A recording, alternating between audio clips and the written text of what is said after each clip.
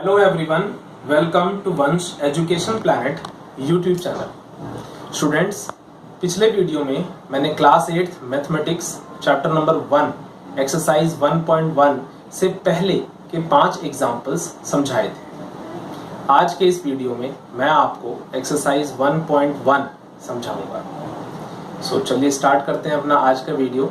लेकिन स्टार्ट करने से पहले एक बात मैं आप सभी से कहना चाहता हूँ कि अगर मेरा समझाया हुआ कंटेंट और कॉन्सेप्ट अगर आपको ठीक लगता है, समझ में आता है, तो प्लीज़ हमारे चैनल को लाइक एंड सब्सक्राइब करना ना भूलें। Thank you. जैसा कि आप देख पा रहे हैं एक्सरसाइज 1.1 के फर्स्ट क्वेश्चन को, जिसमें लिखा है यूजिंग एप्रोप्रिएट प्रॉपर्टीज फाइंड। देखिए, एप्रोप्रिएट का मतलब है उचित। उचित प्रॉपर्टीज मींस क्वेश्चन के अकॉर्डिंग जो प्रॉपर्टी सुटेबल हो, जो प्रॉपर्टी इसके उस हिसाब से उचित हो, उस प्रॉपर्टी का यूज करके हमें इसकी वैल्यू फाइंड आउट करनी है। स्टूडेंट्स, अगर आप ध्यान से देखेंगे तो आप पाएंगे कि इसमें 3 टर्म्स हैं। मैं आपको फोकस करता हूं 3 टर्म्स पे। एक ये है, क्योंकि देखिए इन दोनों के बीच में मल्टीप्लाई है। मल्टीप्लाई से ये 2 अलग अलग नहीं माना जाएगा, ये पूरा एक टर्म माना जाएगा। प्लस और माइनस का साइन अगर आए तो वो चीजों को अलग करता है, वो टर्म्स को अलग अलग स्पेसिफाई करता है। ठीक है, तो ये आपका फर्स्ट टर्म हो गया, ये आपका सेकंड टर्म हो गया, और ये आपका लास्ट में थर्ड टर्म हो गया। अब सॉल्व करने के लिए अगर हम इसको ध्यान से देखेंगे तो ये पाएंगे कि जो फर्स्ट टर्म और जो लास्ट टर्म है उन दोनों में 3/5 कॉमन है। आप देख पा रहे हैं ये 3/5 जो है वो इन दोनों टर्म्स में, फर्स्ट एंड लास्ट टर्म्स में कॉमन है। तो ये वाली जो लास्ट टर्म है ये इसके पास कैसे आए, मतलब इसको हम इस फर्स्ट वाले टर्म के पास में कैसे लाएं, तो उसके लिए हमारे पास एक प्रॉपर्टी होती है जिसका नाम होता है कॉम्यूटेटिविटी। आप कॉम्यूटेटिविटीज, मैंने समझा रखा है इसके बारे में आपको सारी प्रॉपर्टीज। कॉम्यूटेटिविटी के थ्रू हम क्या करेंगे, इसे इंटरचेंज कर देंगे।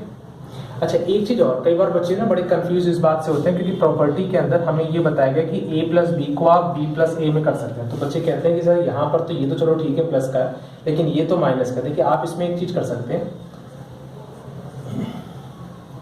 यहाँ प्लस कर दीजिए, माइनस का 3/5 इंटू 1/6। क्लियर मेरी बात? आपने सबसे पहले क्या किया, उस माइनस को अंदर कर दिया, जो आपकी टर्म थी उसके साथ अटैच करके आपने उसको अंदर कर दिया। बीच में क्या साइन हो गया, प्लस का। अब आप आराम से इसको इंटरचेंज कर सकते हैं। अब तो आपके माइंड में कोई भी कंफ्यूजन नहीं होनी चाहिए। -2/3 इंटू 3/5 प्लस 5/2, सॉरी ये वैल्यू अब आगे ला रहे हैं हम, तो माइनस का 3/5 इंटू 1/6 और प्लस 5/2 को हम कहाँ कर रहे हैं, पीछे लिख रहे हैं। ये हमने किसके थ्रू किया, ये हमने किया बाय कॉम्यूटेटिविटी के थ्रू।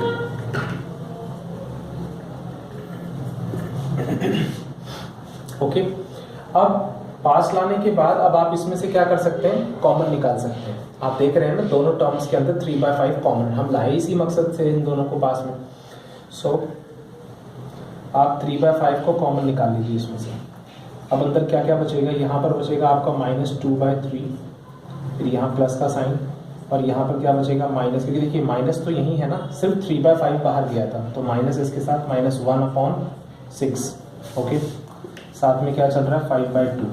जो आप एक कॉमन निकालते हैं, आपको याद होगा इस प्रॉपर्टी का नाम है डिस्ट्रीब्यूटिविटी।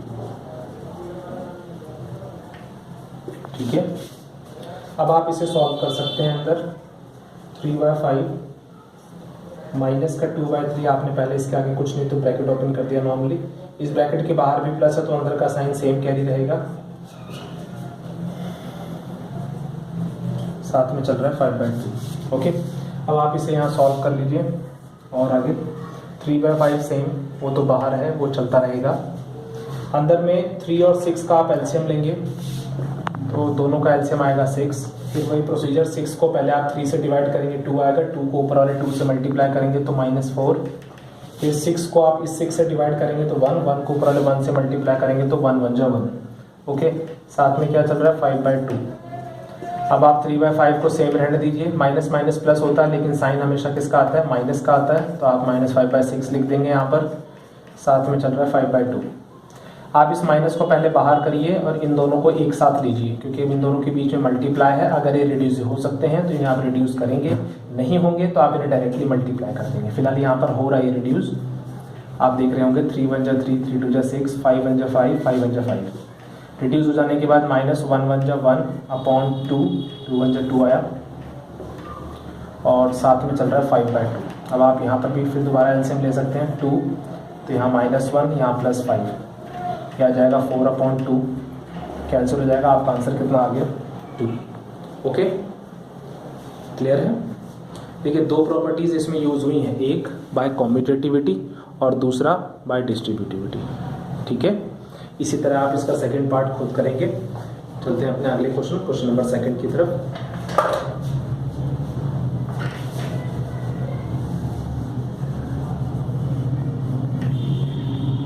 सेकंड क्वेश्चन में आपको दिया गया है कि right the additive inverse of the following.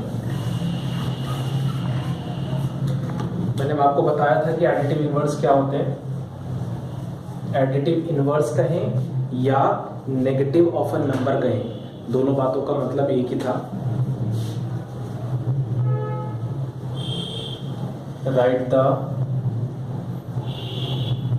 Additive inverse of the following. ठीक है, आपको कुछ टर्म्स नीचे दिए गए हैं।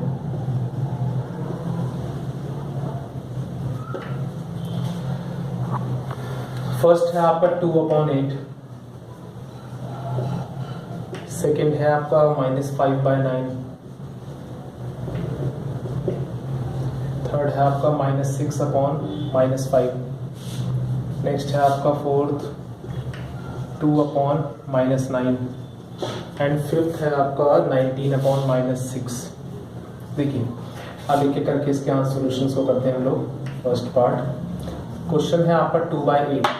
अब आप क्या लिखेंगे, the additive inverse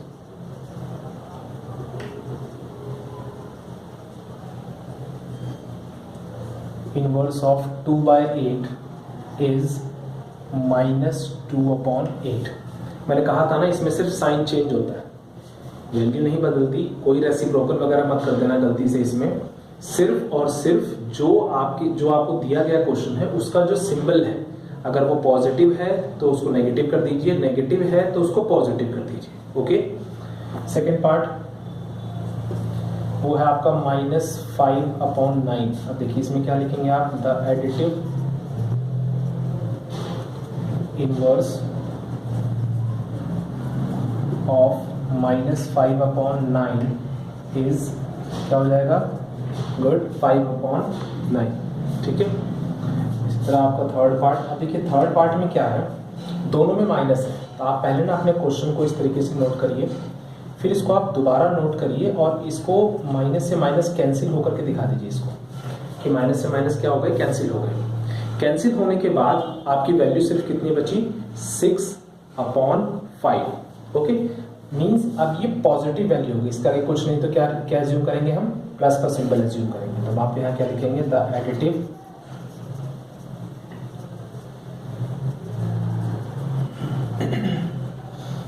inverse of 6/5 is -6/5।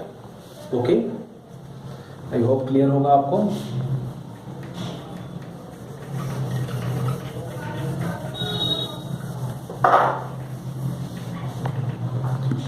इसके बाद फिर वही 2/-9। देखो ये सब ना कंफ्यूज करने के लिए सिर्फ दिए गए, नीचे कर दिया, उससे कोई फर्क नहीं पड़ता। आप ना पहले इस तरीके से भी लिख सकते हैं, जैसे आपको दिया गया कि भाई 2/-9, आप पहले उसको एक बार उसी के आगे ही इसको ऊपर करके लिख दीजिए, क्या फर्क पड़ता है, कोई दिक्कत नहीं, क्योंकि माइनस का साइन वैसे भी नीचे नहीं टिकता, वो हमेशा ऊपर की तरफ मूव करेगा। और ऊपर के वाले के साथ हो चाहे नीचे वाले के साथ हो, उससे कोई फर्क भी नहीं पड़ता। तो इस तरीके से हमने लिख दिया, अब तो कोई दिक्कत नहीं है, नॉर्मल हो गया क्वेश्चन। तो अब आप वही लाइन से लिख सकते हैं फिर यहाँ पर, the additive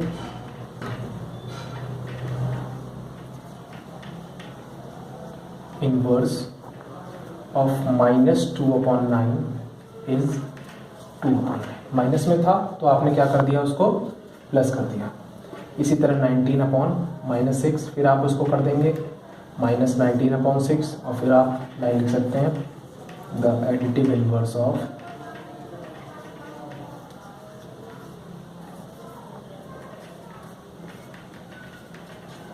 okay students, I hope कि आपको ये चीज़ें क्लियर हो गई होंगी। बात करते हैं अपने अगले थर्ड क्वेश्चन की।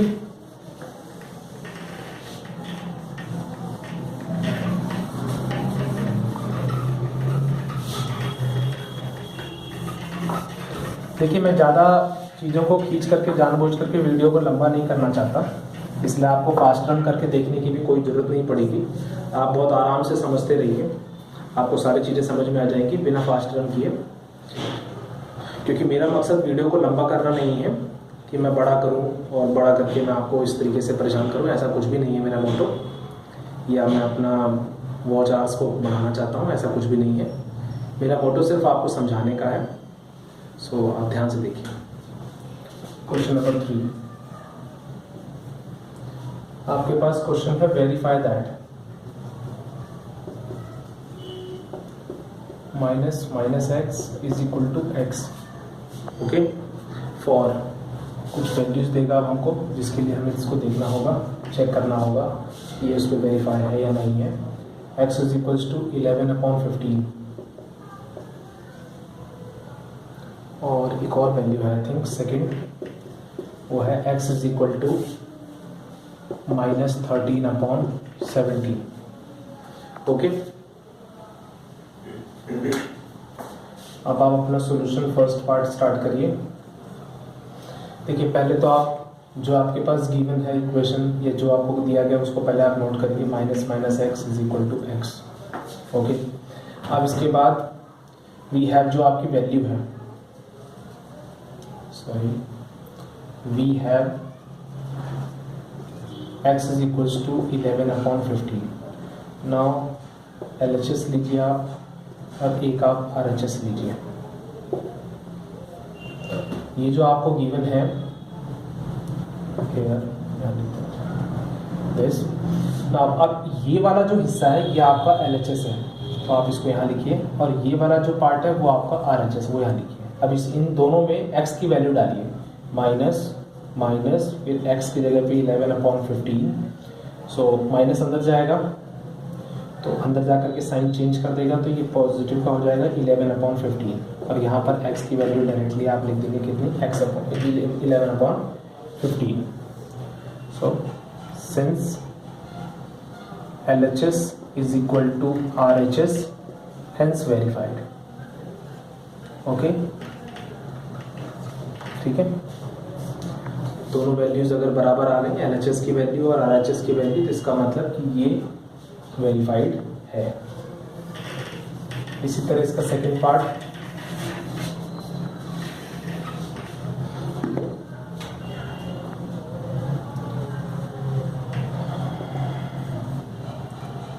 हियर आप अपने क्वेश्चन को उतार लीजिए, minus minus x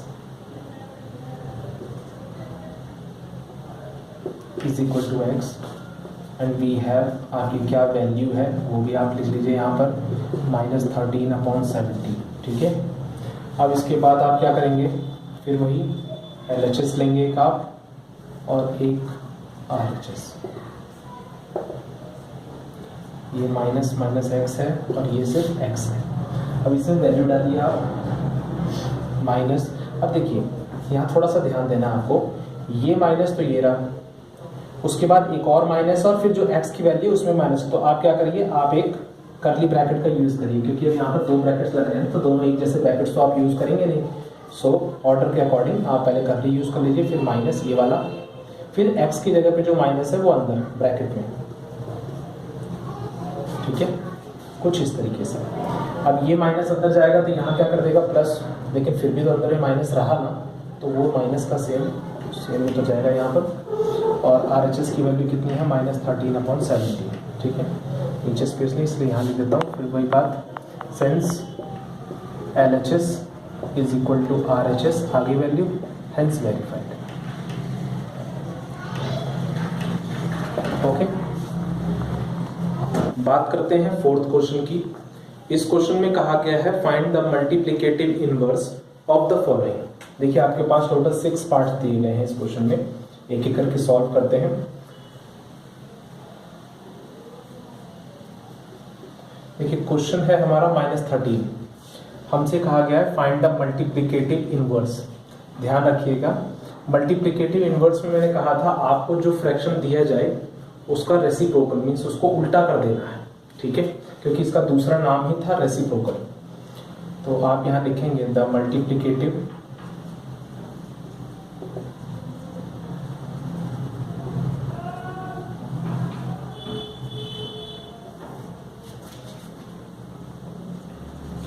inverse of -13 is, देखिए इसके नीचे कुछ नहीं तो क्या मानेंगे आप, 1 एज्यूम किया जाता है। अगर किसी डिजिट के नीचे कुछ ना हो, उसका डिनोमिनेटर कुछ ना हो, तो आप वहां पर 1 एज्यूम करते हैं। ओके, तो इसका जब उल्टा करेंगे आप तो 1 ऊपर हो जाएगा और -13 कहाँ चला जाएगा, नीचे। माइनस को अगर आप यहाँ ना लिख करके ऊपर भी लिखते हैं तो भी आपका आंसर गलत नहीं होगा, क्योंकि माइनस का साइन नीचे नहीं टिकता, वो ऊपर की तरफ मूव करेगा। तो वो जो है ऊपर ही लिख दिया जाए तो ठीक है, उसमें गलत नहीं कहलाएगा। ओके, ठीक है।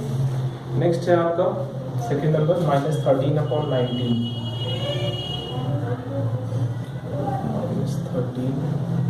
-13/19 इसमें भी आप सेम उसी तरीके से लिखेंगे द मल्टीप्लिकेटिव, मैं शॉर्ट में लिख देता हूँ, आप फुल फॉर्म लिख लीजिएगा।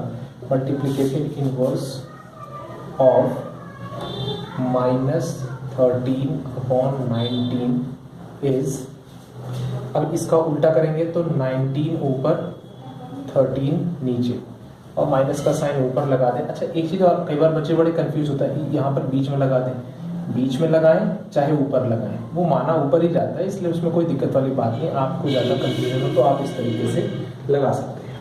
ओके, मीन्स माइनस का साइन जैसा है वहीं रहे, आप उसको ऊपर कर दीजिए, नीचे रहेगा तो भी आप उसको ऊपर करके लिख दीजिए, क्योंकि वो ऊपर की तरफ ही मूव करती है, उसकी टेंडेंसी ऊपर की तरफ ही मूव होगी। ठीक है। थर्ड पार्ट है आपका 1/5, पहले क्वेश्चन नोट कर लेते हैं, फिर वही same pattern, the multiplicative inverse of 1/5 is 5/1।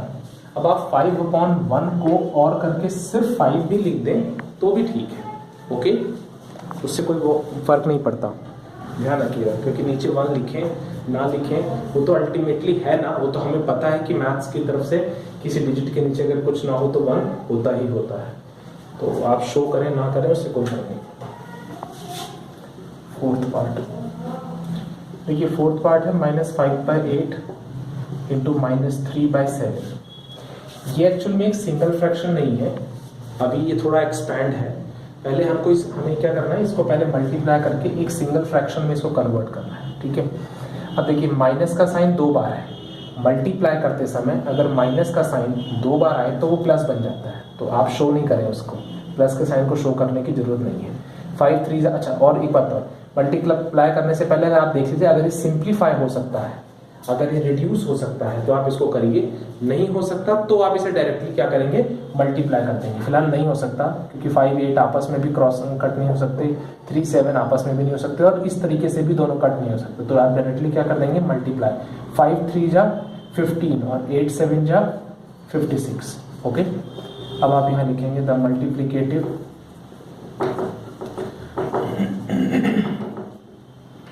Inverse of 15/56 is 56 ऊपर और 15 कहाँ हो जाएगा, नीचे। ठीक है, इसी तरह आपका फिफ्थ पार्ट है -1 इंटू -2/5। अब इसको भी पहले आप सॉल्व कर लीजिए।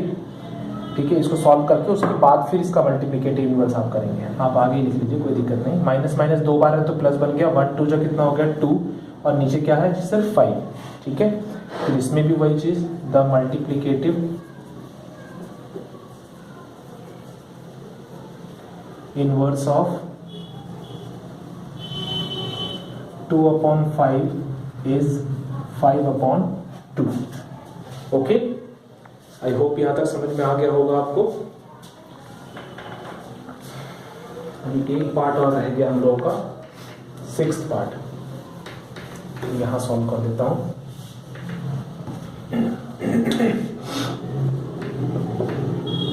देखिए यह है -1, इसमें भी आप वही करेंगे, द मल्टीप्लिकेटिव इनवर्स ऑफ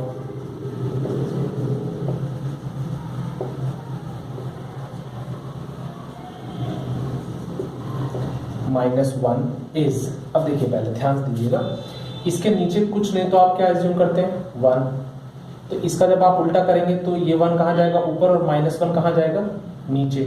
फिर वही बात कि भाई -1, पहले मेरी बात को समझिएगा, माइनस का साइन नीचे नहीं टिकता, कहाँ जाएगा जी ऊपर जाएगा, और नीचे क्या बचेगा 1, फिर नीचे के 1 को शो करे ना करे तो कोई फर्क नहीं पड़ता, इसलिए -1 का जो रेसिप्रोकल होगा या मल्टीप्लिकेटिव इनवर्स होगा वो भी क्या होगा -1 ही होगा। ठीक है, मेरी बात समझ में आ रही है यहाँ तक? ठीक है जी, इसलिए आप डायरेक्टली क्या ले सकते हैं, -1 का मल्टीप्लिकेटिव इनवर्स -1 ही लिख सकते हैं, क्योंकि बात तो वही रहती है। ठीक है, बात करते हैं अपने 5th क्वेश्चन की।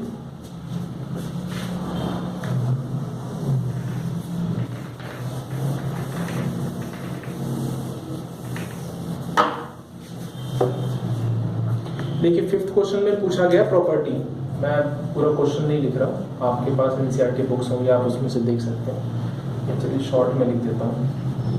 Name the properties. आपसे प्रॉपर्टी पूछी जा रही है अंडर मल्टीप्लिकेशन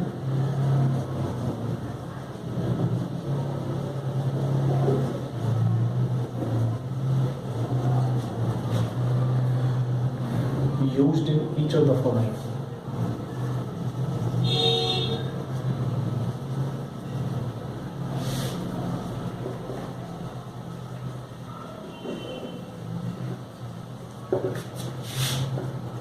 अब देखिए इसमें पहले वाले में क्या दिया गया, -4/5 इंटू 1, ओके, और 1 इंटू -4/5, तो आंसर कितना इन्होंने आगे लिख रखा है -4/5।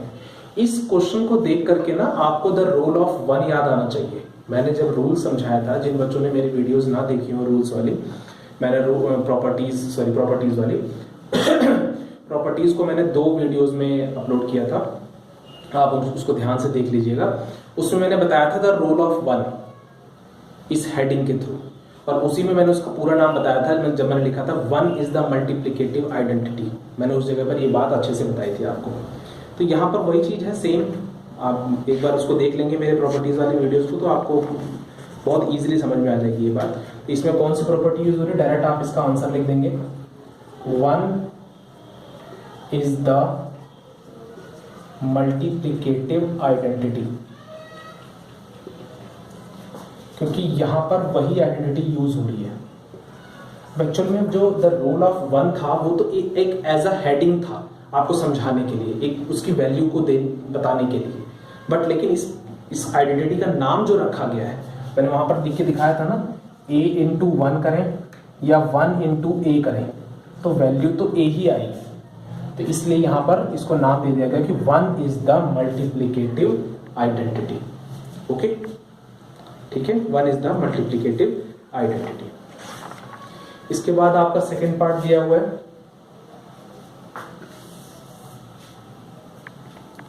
-13/17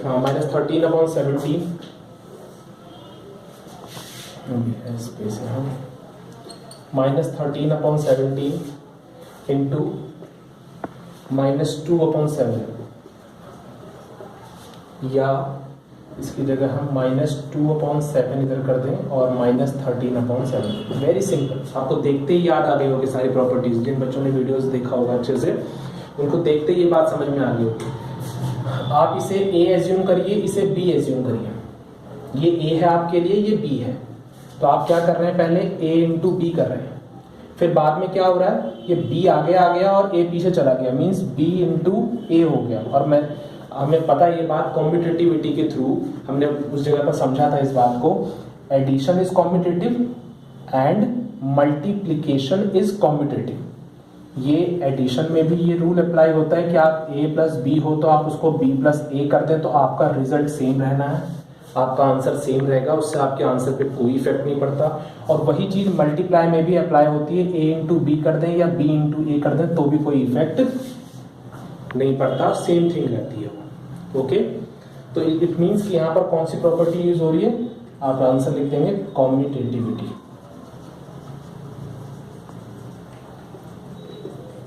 ओके, नेक्स्ट है आपका 19 अपॉन -19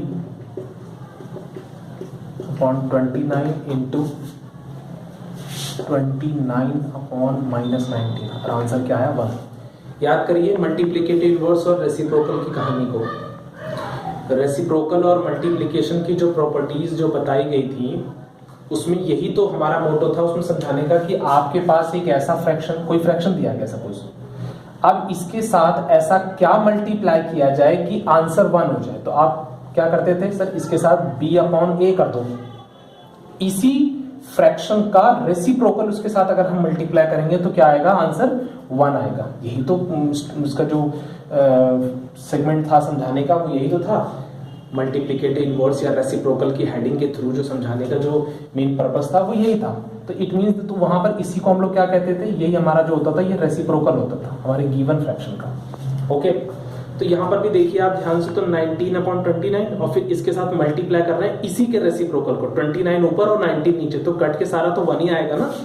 इट मींस कि यहाँ पर कौन सी प्रॉपर्टी यूज की जा रही है, मल्टीप्लिकेटिव इनवर्स। कौन सी प्रॉपर्टी यूज की जा रही है, मल्टीप्लिकेटिव इनवर्स।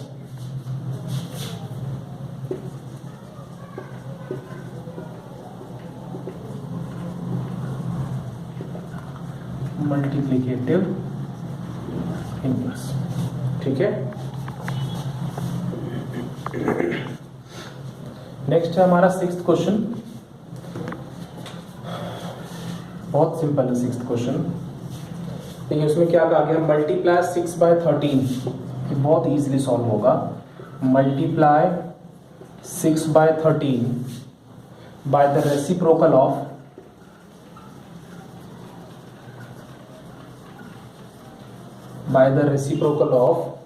-7 अपॉन 16। अब देखिए क्वेश्चन को ध्यान से समझिए, मल्टीप्लाई 6/13, 6/13 को मल्टीप्लाई करिए बाय द रेसिप्रोकल ऑफ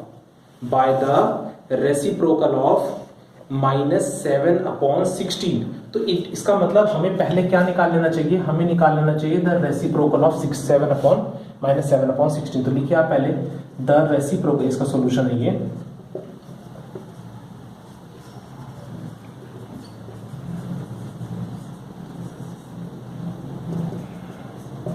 देखिए the reciprocal of -7 upon 16 is, तो 16 ऊपर हो जाएगा और 7 नीचे, और माइनस तो ऊपर ही लगे, उससे कोई दिक्कत वाली बात नहीं, ठीक है। तो आपने सबसे पहले क्या किया, -7 अपॉन 16 का रेसिप्रोकल निकाल लिया, जिसकी वैल्यू आई है -16 अपॉन 7। अब इस वैल्यू को हमें मल्टीप्लाई करना है किसके साथ, 6 अपॉन 13 के साथ, ठीक है। Now 6 upon 13